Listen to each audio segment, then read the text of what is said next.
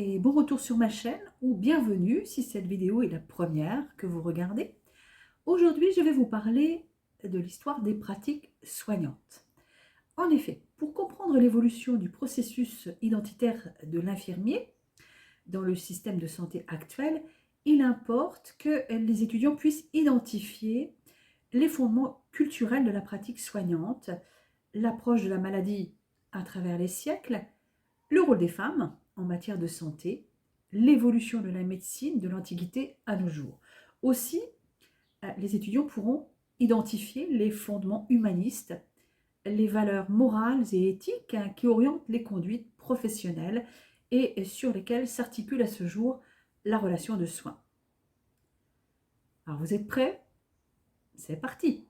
Alors, de tout temps, la fonction soignante est associée à la nature féminine, aux soins de maternage, le prendre soin, les soins du corps et les pratiques alimentaires ou thérapeutiques par les plantes. C'est une femme mariée et une mère de famille qui pratique les soins du village dans un but de protection dans l'Antiquité. Et les soins sont centrés sur les actes de la vie, déterminés entre la mise au monde et la mise en bière. Et la femme est soignante, mais au service des siens. Il y a un aspect communautaire. Alors, au Moyen-Âge, les femmes ont déjà accumulé donc un grand savoir, un espèce de, entre guillemets, pouvoir sur la vie et la mort, et l'Église les perçoit comme une menace. C'est un peu l'époque de la chasse aux sorcières. L'esprit doit primer sur les corps impurs pour l'Église. Et donc, les pratiques soignantes doivent également être sous l'égide de l'Église. Donc, les soins doivent être pratiqués par des moines ou des religieuses. Les soins sont considérés comme des actes de charité basés sur la dévotion et la vocation. Et quand on parle de soins, on parle plutôt de soins de l'âme plus que du corps. Alors, les premières congrégations sont dans les ordres masculins, en tout cas, sont des congrégations qui se consacrent aux malades mentaux et aux blessés de guerre. Hein, et pour les autres soins, ce sont plutôt les augustines, hein, qui sont donc des servantes dans les hôpitaux auprès des pauvres. L'élan religieux caractérise donc les soins, hein, dans cette période moyenâgeuse. Et les malades viennent dans les lieux de soins que sont les hospices et hôtels Dieu. Donc ce sont généralement les pauvres parce que les riches sont soignés chez eux. L'hygiène à cette époque, hein, est inexistante. Hein. C'est la période des grandes épidémies de peste, de lèpre. Et les fonctions soignantes sont principalement l'aide et le secours. Et il faut attendre Vincent de Paul qui crée les Femmes de la Charité en 1625, puis les Filles de la Charité en 1633, qui sont un peu l'équivalent d'une création de la première école d'infirmières. Les soins donc sont dispensés aux pauvres, aux sans-abri, aux malades, et ce sont des actes bénévoles. Et bien entendu, les religieuses qui sont les soignantes, hein, obéissent aux médecins. Et les soins donc répondent bien sûr aux besoins psychologiques et spirituels, mais aussi physiques. Alors, c'est la Révolution qui va modifier l'exercice de la médecine, puisque à cette époque, les ordres religieux vont être évincés, pour certains chassés, et malgré tout, certaines religieuses sont maintenues en raison de la gratuité de leurs services dans les hôpitaux. Toutefois, les malades, dans leur grande majorité, doivent être soignés dans leur famille. Et l'existence des hôpitaux est souvent à cette époque remise en question. En 1796, les hospices sont placés sous la tutelle des administrations municipales et ils deviennent des établissements publics communaux. Et à Paris, hein, avec cette tutelle centrale, c'est la naissance donc de l'assistance publique. Alors, les administrations laïques et les congrégations, bien sûr, s'affrontent et les soignantes à cette époque n'ont pas de statut social. Elles sont complètement dévouées aux médecins, aux malades et à l'institution. C'est seulement au XXe siècle que naît un groupe professionnel dédié à l'art de soigner, c'est-à-dire ce groupe professionnel, ce sont les infirmiers. Ce sont d'abord des auxiliaires médicales, avant qu'elles obtiennent le statut de soignantes, et ensuite de partenaires de l'équipe multidisciplinaire, comme aujourd'hui. Le besoin de professionnaliser les soins, dispensés traditionnellement par les femmes soignantes religieuses ou non, s'est imposé avec l'évolution scientifique, technique, socio-éducative de la société et de l'hôpital, ainsi qu'avec l'engagement de certaines infirmières pionnières. Alors, quelles sont les prémices de cette nouvelle profession qui est la profession d'infirmière? Tout d'abord, il y a eu un mouvement de laïcisation entre 1870 et la Première Guerre mondiale. Et une loi de 1867 a d'abord fait obligation de scolariser les filles. Et en 1878 ont été créées les premières écoles d'infirmières à la Salpêtrière, à Bicêtre, à la Riboisière, sous l'influence du docteur Bourneville. Il faut bien sûr des connaissances pour assister le médecin, donc un enseignement théorique, et il y a un ensemble de comportements exigés, des conduites à tenir, de savoir-faire, et là c'est l'enseignement pratique. Donc les infirmières à cette époque assurent les soins délégués et doivent être fiables dans leur observation pour servir le malade et le médecin. Et c'est une loi de 1893 qui institue l'assistance médicale gratuite. Dans la seconde moitié du XIXe siècle, la fonction de l'infirmière est marquée par les progrès des sciences et de la médecine, par la révolution industrielle, mais aussi les changements politiques et les guerres. Alors, on parle plus à l'époque de garde-malade que d'infirmières, notamment lorsqu'il y a eu la création des Dames du Calvaire et de la Croix-Rouge par Henri Dunant dans les années 1895.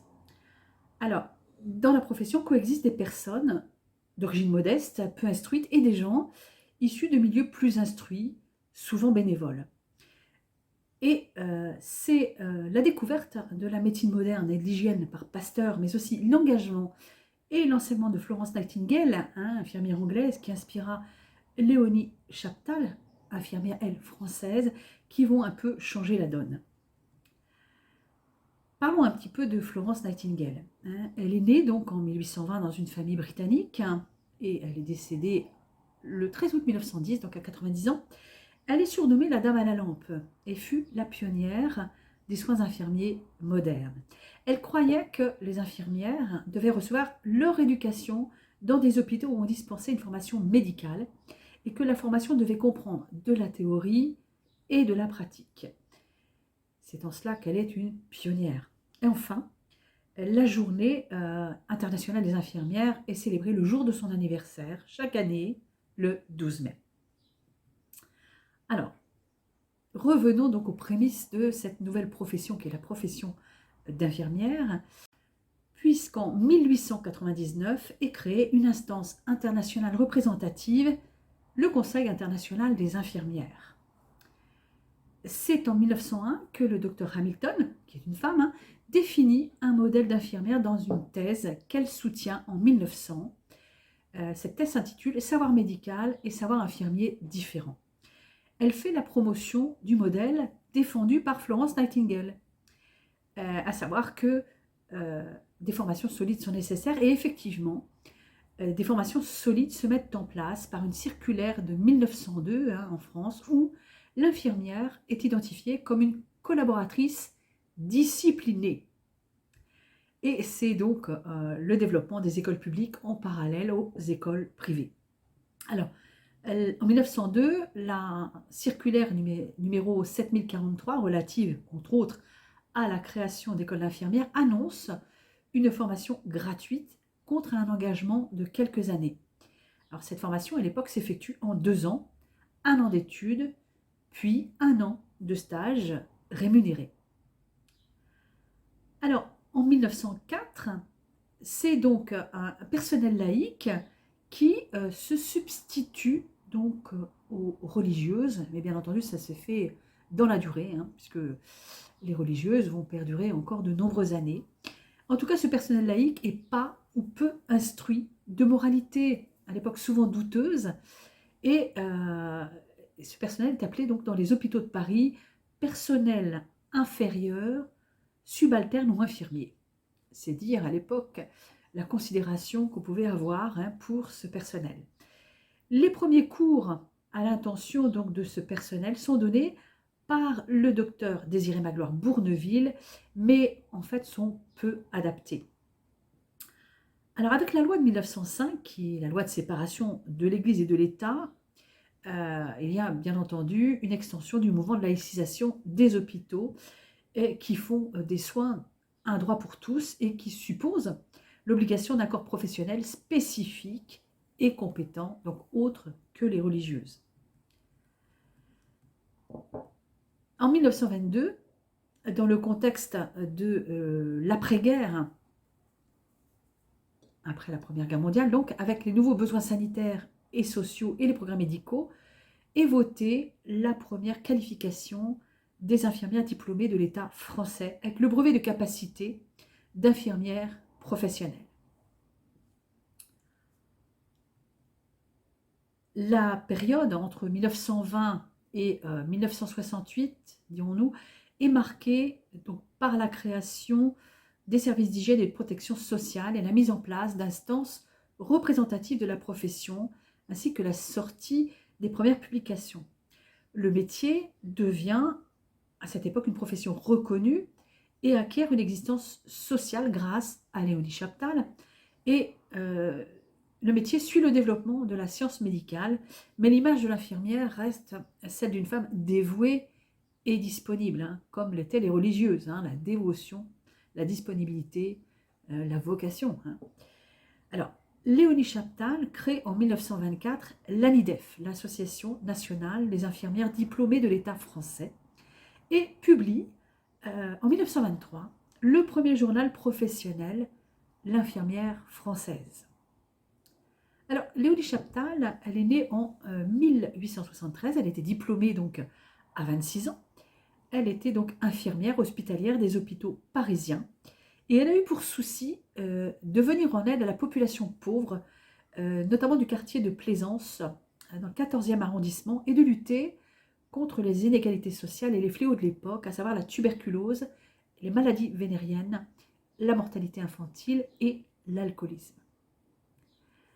Alors, quelles sont les dates clés à partir de ce moment? Eh bien, en 1946, la loi rend obligatoire l'obtention du diplôme d'État pour exercer, mais bien entendu, ça va encore durer un certain nombre d'années avant que cette obligation soit dans les faits. En 1947, c'est la création des écoles de puériculture. Et en 1949, c'est la création du statut d'aide-soignante pour venir aider un peu les infirmières qui sont à l'époque en nombre insuffisant. En 1951, sont créées les écoles de cadres, et oui déjà. Et en 1955, est créée la fonction vraiment d'aide-soignante pour suppléer l'infirmière dans ses activités. Et c'est en 1955 qu'apparaît le diplôme national des infirmières de psychiatrie. Donc on a bien à l'époque deux diplômes séparés, diplôme d'état d'infirmière et le diplôme national des infirmières de psychiatrie. En 1958 apparaît le certificat d'aptitude à la fonction d'infirmière monitrice ou surveillante, le CAFIS. C'est le mouvement de 1968 qui renforce la prise de conscience d'une déshumanisation des soins et les principes d'une approche plus individualisée qui est déjà formalisée dans les modèles théoriques infirmiers anglo-saxons, notamment celui de Virginia Henderson en 1960, inspire la profession qui, d'ailleurs, va se mobiliser pour tenter de se libérer notamment des valeurs d'obéissance et de soumission. Alors, que se passe-t-il ensuite? Eh bien, dans les années 70, c'est le grand virage professionnel. Le corps infirmier prend en effet de l'ampleur, puisque en 1970, les 150 000 infirmiers représentent la profession de santé la plus importante. Et les infirmiers vont revendiquer donc, la conquête d'un territoire qui leur est propre. Ils vont revendiquer l'approche globale de la personne soignée et le développement des publications spécialisées, notamment. Alors, la formation sera un moteur de reconnaissance, hein, puisque on en voit la première amorce avec la réforme du programme des études de 1972, dans lequel il est stipulé que les soins infirmiers sont une discipline à part entière, l'approche globale de la personne soignée est intégrée et l'intervention de non-médicaux pour les cours théoriques fait son apparition, parce que jusque-là, la formation était dispensée par des médecins uniquement. Alors, sur le plan législatif, c'est la circulaire du 31 juillet 1975 qui annonce vraiment un grand virage, un changement identitaire radical, puisque les soins infirmiers sont enfin nommés. Et en 1975, c'est également la réforme des études de la formation cadre, avec une seule formation, le certificat de cadre infirmier. C'est plus le CAFIS, mais le CCI. Enfin, la loi du 31 mai 1978 apporte une nouvelle définition de l'infirmière. Est considérée comme exerçant la profession d'infirmière ou d'infirmier toute personne qui, en fonction des diplômes qui l'y habilitent, donne habituellement des soins infirmiers sur prescription ou conseil médical, ou bien en application du rôle propre qui lui est dévolu.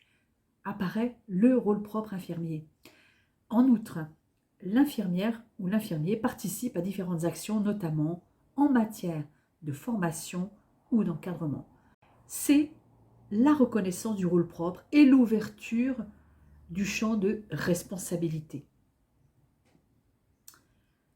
Alors, dans le domaine de la formation, suite à la loi de 1978, apparaît en 1979 un nouveau programme de formation avec l'affirmation du rôle propre, avec l'enseignement de la démarche de soins et des sciences humaines, l'allongement de la durée de 28 mois à 33 mois et un diplôme reconnu en Europe, avec une première année d'études comme étudiant de soins généraux et de psychiatrie.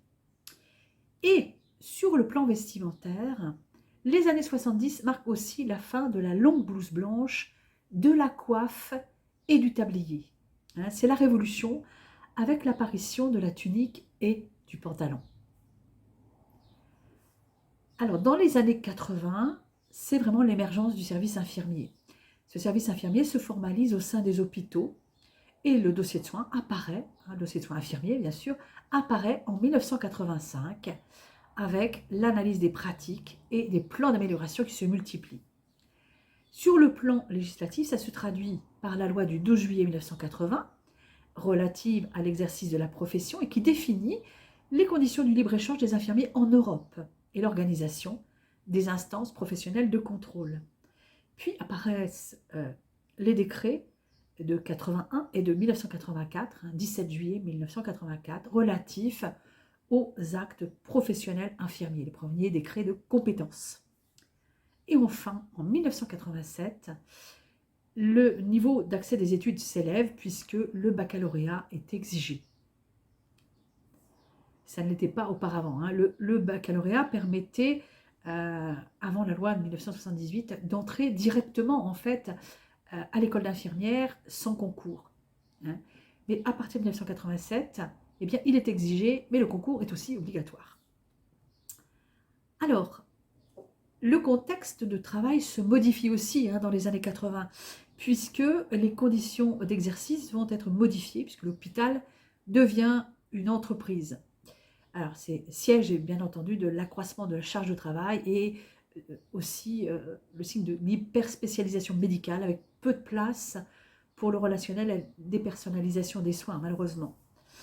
Et donc, en octobre 88 et en novembre 91, ont lieu des mouvements de grève massifs, mouvements que j'ai bien connus, avec 100 000 infirmiers qui manifestent, qui ne s'étaient encore jamais vus, et s'en sont suivis donc la création d'une coordination infirmière, bien entendu les revendications sur les conditions de travail, les salaires, les effectifs, l'autonomie, la formation, bref, les infirmiers étaient en quête de reconnaissance.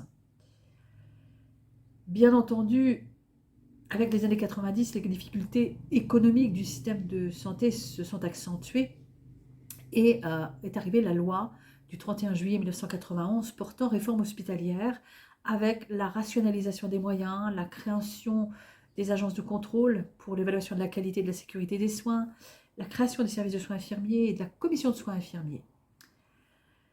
Et en 92, nouveau programme de formation par l'arrêté du 3 mars 1992 avec un nouvel allongement de la formation de 33 mois à 37 mois et demi, l'apparition des IFSI, Institut de formation en soins infirmiers, au lieu des écoles d'infirmières, et les élèves infirmières ne s'appellent plus élèves infirmières, mais des étudiantes et des étudiants pour les élèves infirmiers. Et l'infirmier devient un infirmier polyvalent, c'est-à-dire qu'on a des études communes aux soins généraux et à la psychiatrie, ce qui n'était pas le cas auparavant. Apparaît aussi l'enseignement des diagnostics infirmiers, de la recherche en soins infirmiers. Le 16 février 1993, c'est la sortie du décret donc, relatif aux règles professionnelles, et en 1995, l'apparition du diplôme de cadre de santé pour remplacer le certificat de cadre infirmier. Donc je suis issue de la première promotion, enfin d'une des premières promotions en France avec ce diplôme de cadre de santé. Alors, les années 2000 amènent donc une révolution mentale et culturelle dans les pratiques, avec la place du malade revisitée, notamment avec la loi du 4 mars 2002, dite la loi Kouchner, qui met en avant donc les droits des malades et la qualité du système de pensée. Cette loi rappelle les droits fondamentaux, le respect de la dignité, de non-discrimination, le soin approprié. Il rappelle aussi le droit à l'information du patient, avec l'accès aussi au dossier médical, le consentement, la personne de confiance. Et apparaît ensuite, en 2005, le 22 avril 2005, la loi dite Leonetti, relative aux droits des malades et à la fin de vie, avec l'interdiction de toute obstination déraisonnable. Avec ces deux lois, la loi de 2002-2005, le malade est un acteur et non plus un objet de soin. Il y a une volonté de rééquilibrer les rapports malade-médecin et de respecter avant tout les convictions du malade. En 2002 est apparu également un nouveau décret relatif aux actes professionnels et à l'exercice de la profession infirmier, dans lequel il y avait relativement peu de changements par rapport au décret de 93. Et ensuite, depuis donc le 29 juillet 2004, le Code de la santé publique régit l'exercice de la profession d'infirmière et abroge donc les textes précédents. Alors, dans le domaine de la formation des étudiants, entre 2003 et 2004 s'ouvre le dossier de l'universitarisation.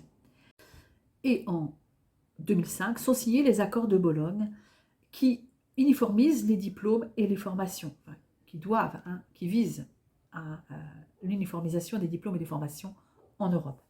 Donc en juillet 2009, suite aux accords de Bologne et après un long travail, apparaît le nouveau programme de formation centré sur les compétences et le référentiel organisé sous forme d'unités d'enseignement et nouveau programme qui favorise aussi une posture réflexive de l'étudiant. C'est le programme avec lequel les étudiants sont formés aujourd'hui. Alors, où en sommes-nous aujourd'hui de la démographie infirmière? Alors, il y a à peu près 270 000 salariés à l'hôpital public, 150 000 salariés autres et aux environs 70 000 infirmiers libéraux. Donc au total, grosso modo, 500 000 infirmiers. La création de l'Ordre national des infirmiers date donc de ces années 2000. Donc l'Ordre national infirmier a été opérationnel en 2009. Il est potentiellement l'ordre le plus important en France, avec pour mission de soutenir, promouvoir et valoriser la profession, et de promouvoir bien sûr la qualité des soins. Alors, tout ça a été quand même très très rapide, puisque les choses ont commencé à changer donc, au début du XXe siècle, et il aura fallu moins d'un siècle pour reconnaître une compétence professionnelle spécifique et utile socialement. L'infirmier est passé d'un statut d'exécutant à celui de partenaire et de relais dans l'équipe multidisciplinaire, responsable, outre de la réalisation de prescriptions et d'un champ d'action autonome. Et c'est une évolution sans précédent. d'un processus identitaire professionnel. Et cette évolution a permis donc un retour au fondement humaniste de la relation de soins, avec la notion de considération, d'empathie et de respect, articulée donc aux valeurs morales et éthiques qui orientent les conduites professionnelles. Toutefois, la soif de reconnaissance des infirmiers reste d'actualité, hein, en particulier au vu de nombreuses données, hein, puisque selon la classification actuelle du Code de la santé publique, l'infirmier est un paramédical ou un auxiliaire médical. Donc vous voyez, dans les termes, il y a des choses encore à changer. Et quand on regarde le dictionnaire Larousse et la définition qu'il donne de l'infirmier, eh bien, il parle encore d'une personne habilitée à assurer la surveillance des malades et à les soigner sur prescription médicale. À aucun moment, on ne parle du rôle propre infirmier. Donc, il y a encore du chemin pour être vraiment reconnu. Et la pandémie n'a fait qu'aggraver les choses. Voilà, eh bien, cette vidéo est terminée. Je vous remercie beaucoup de m'avoir écouté. À bientôt.